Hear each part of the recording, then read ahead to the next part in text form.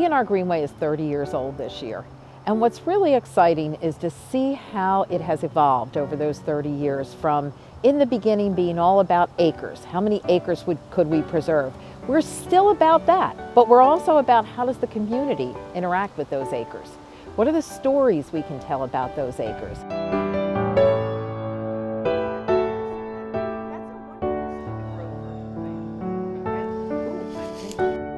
When I think back, good 4 or 5 years ago, when Elaine and I met with Caroline Catman, and we said, you know, we have this vision, and it may sound like this wild idea, but you know that little church on Hollow Road, that should be a museum.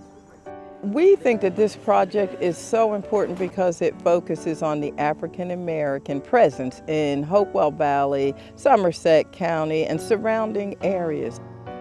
And we found out that the people that we've known all of our lives are descendants of the founding African American families from this region. This is exactly what it's going to take. It's going to take a lot of people. It's going to take everyone, actually.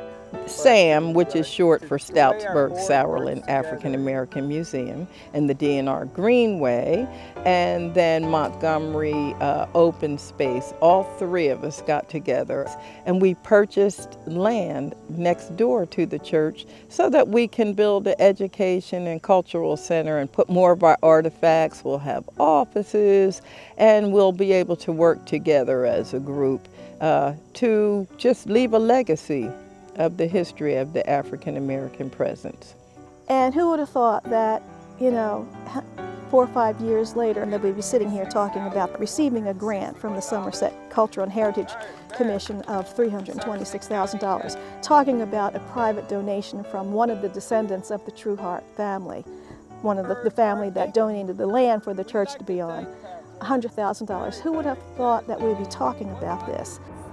And along with the D&R Greenway, that was just remarkable. Their expertise in land preservation helped us with the purchase, and helped us to realize, as far as expanding and having a campus and being able to erect a cultural and educational center was not going to be possible without the help of the D&R Greenway, and that was a phenomenal turning point.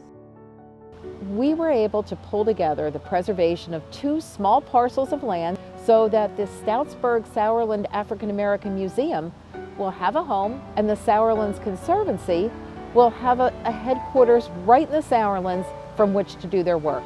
It was the perfect example of a nonprofit collaboration and partnership. None of this would have happened without Elaine and Bev. Elaine and Bev, who wrote the book, If These Stones Could Talk, took their personal passion and turned it into stewardship of the land and stewardship of the community. They're the heroes.